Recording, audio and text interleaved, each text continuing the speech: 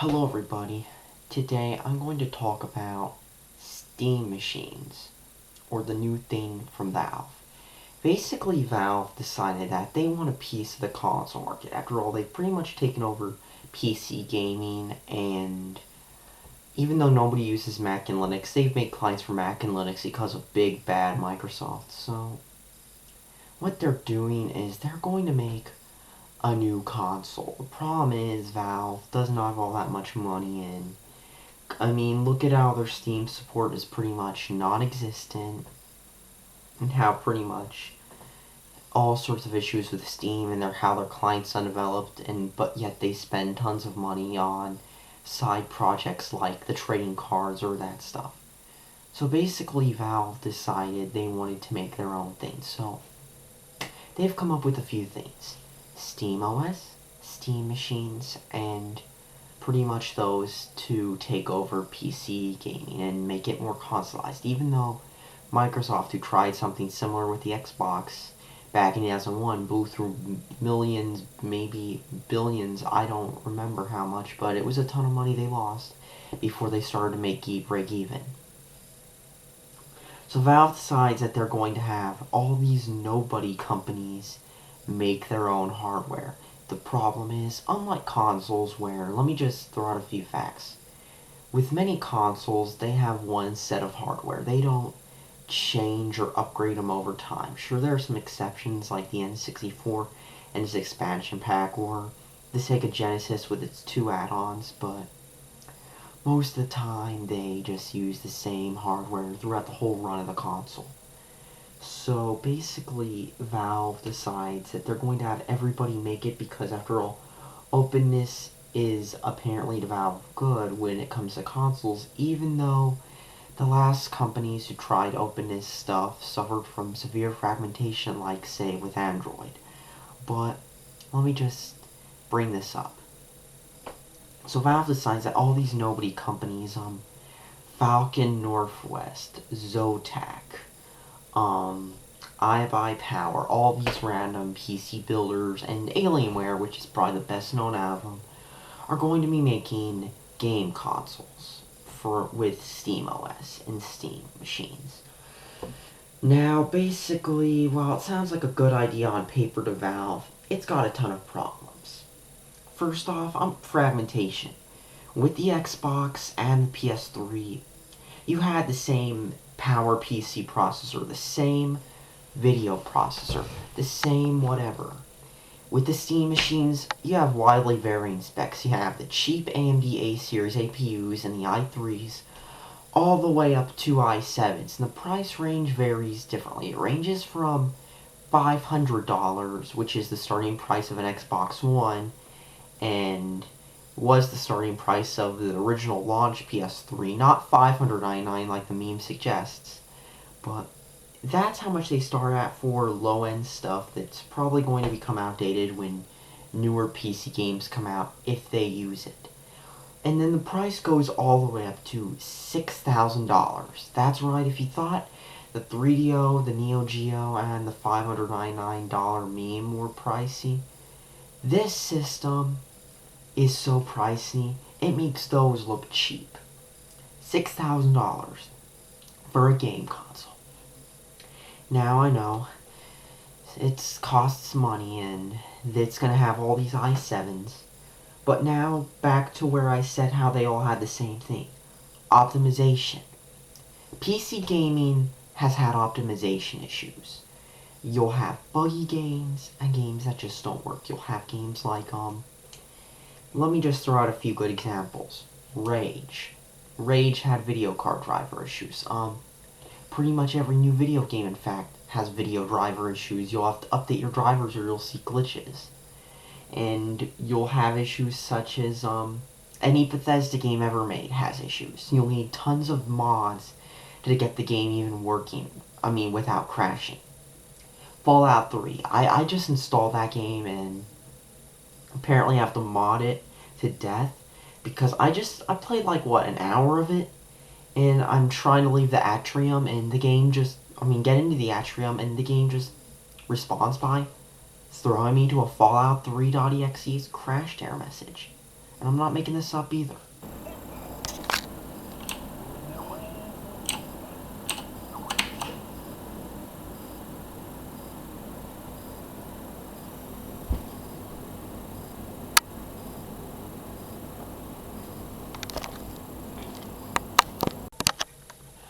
So with PCs, you've got all sorts of hardware configurations. You've got ones with Intel integrated graphics, same with the Steam machines with Intel integrated graphics, which there are a few of, mostly the lower end ones, which cost about as much as a pretty capable gaming console.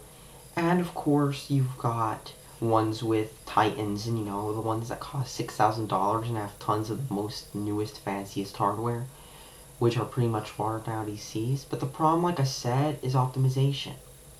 It's harder to optimize a game for, let's just say, a ton of Intel GPUs while trying to make it work on, okay, you've got 3 different equipment vendors, which is a thing with SteamOS. It only works with NVIDIA cards so far.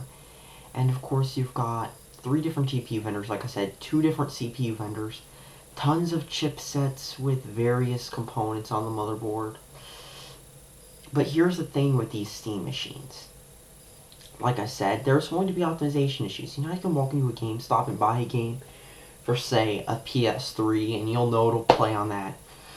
Everything from a slim PS3 to your fatty 60 gig or 20 gig, PS3. With the Steam machine, you can't be so sure of that because it's going to be with volatile various hardware. They're going to be using i3s all the way up to expensive new ones. And that's the thing with this. You don't know if it's going to work with your thing. With a PC system, requirements are a bad thing. You hear about on Steam community forums, people buying games, popping them in. Why isn't this game working on my Intel graphics or my extensive GPU?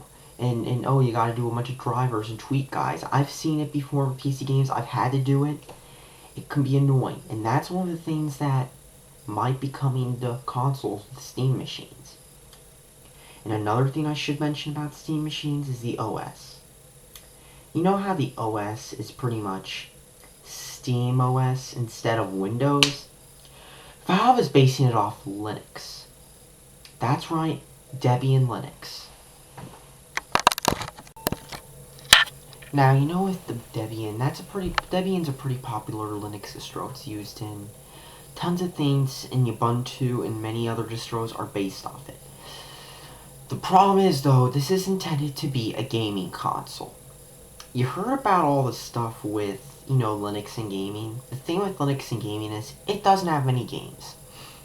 Despite hearing about Indie Game 420 supporting it and Doom 3 supporting it, not much else supports Linux on gaming.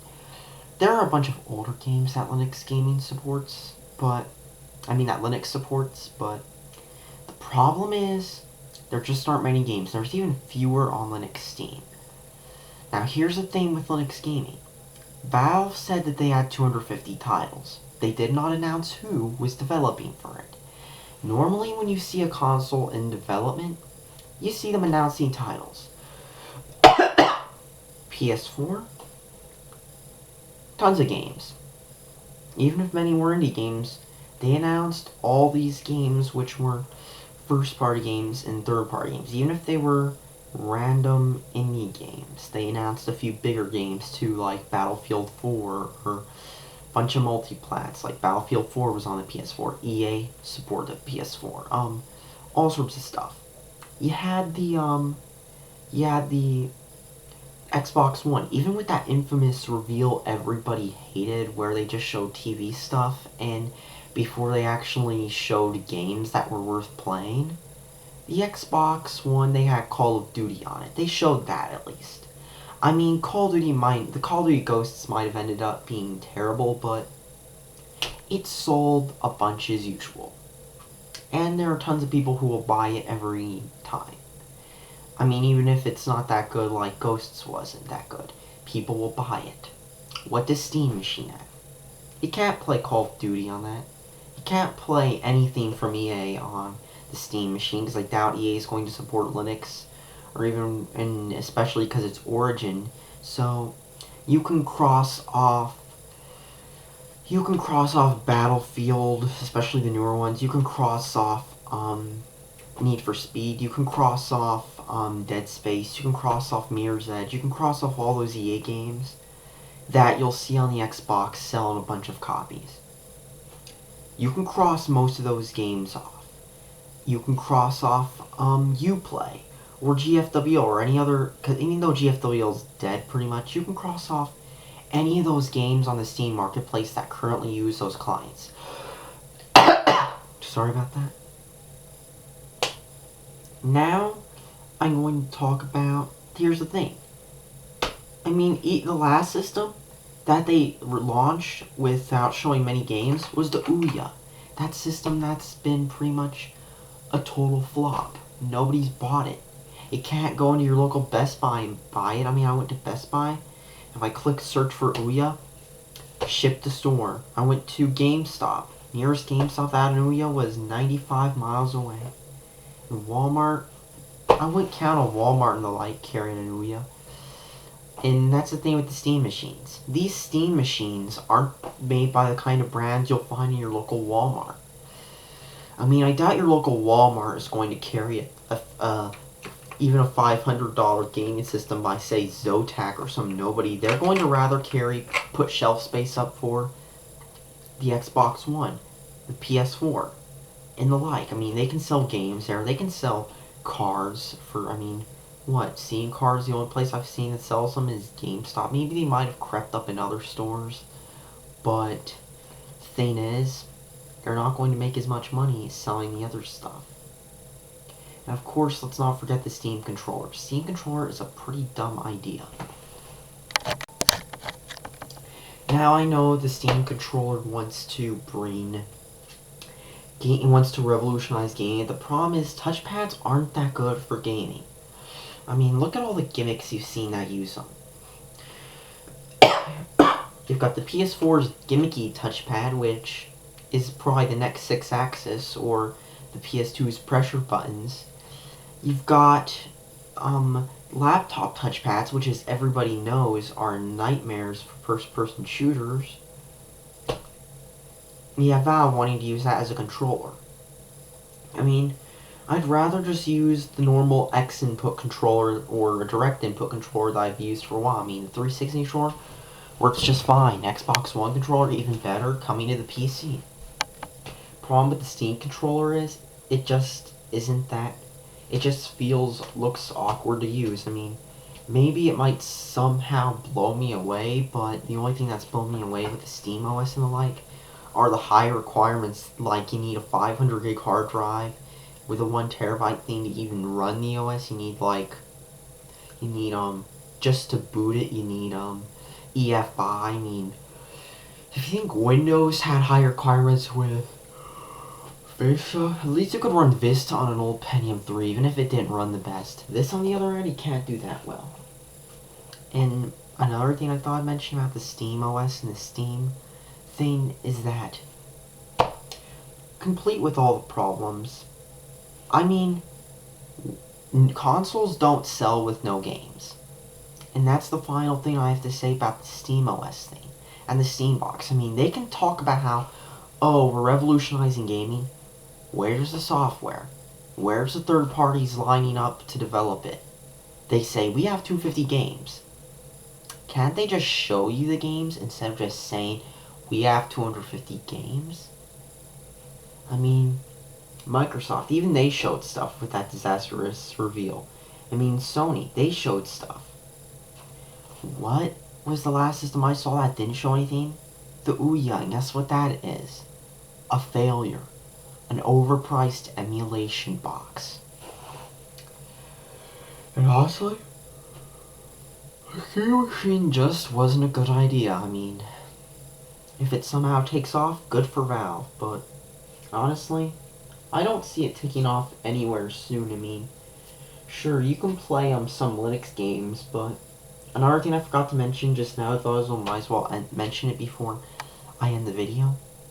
To get your PC games and play Steam's entire library, you have to stream it from another PC. So basically you have to have another PC set up, and then you can play your game with increased input latency. Makes you wonder why you just don't go and play your games on another PC. I mean, and did I mention if you have a game that doesn't use Steamworks? I won't be surprised if you're not able to play. I mean, you might be able to, but considering how I have a few games on disc still, and a few more stashed away somewhere in my basement, you can't. I wouldn't be surprised if you won't be able to stream those games, considering how you can't even put those games on your Steam account for most of them. All in all, Steam machines are a dumb idea. I wouldn't be surprised if it flops. I mean, it might gain initial hype like the Ouya did, where it would be that big thing that would revolutionize gaming. And it just bombed. I wouldn't be surprised if it's like that anymore. Because after all, Steam for Linux has like very few games. Steam for Linux, I forgot to mention this, I might have, but I might as well throw this out there again. Steam for Linux has very few games. I mean, I installed Steam on a MacBook running macOS 10 whatever, and there were very few games I could play. Even some games with Mac versions I couldn't install. I mean, I only had like, what, 20 to 30 of my whole games. Most of them were Valve games. Most of my third-party games, which I played a lot, I couldn't play. And the only one I could install, I installed like a few of them and I just had issues with them. COD 4 told me I had to upgrade OS 10, which I couldn't because Apple thought it was a good idea to block Rosetta and newer versions. And of course, let's not forget Dust and Elysian Tale. I installed it. Everything was a black box. So all in all I have to say here is thanks for watching, subscribe for more, and honestly, SteamOS and Steam machines aren't going to catch on when all you can play are Linux games because Linux games just aren't there on Steam. And if you don't believe me, you can just look there on Steam and notice how many games that aren't Valve games aren't on Linux. And all in all, that's all I have to really say. Thank you. And subscribe for more. Subscribe for more.